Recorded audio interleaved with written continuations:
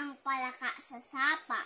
Kung humuni ay malakas, kokak, kokak, ang sabi ng palaka. Isang araw si Pipo ay pumunta sa sapa upang humuli ng palaka.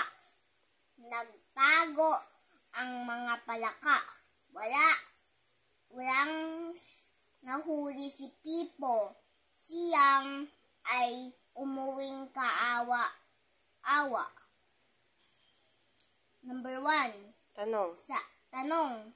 Saan matatagpuan ang mga palaka? Sa sapa. Ano ang huni ng palaka? Kokak, kokak. Sino ang pumunta sa sapa? Si Pipo. May nahuli ba si Pipo? Hindi po. Kasi kaawa-awa siya kung umuwi siya.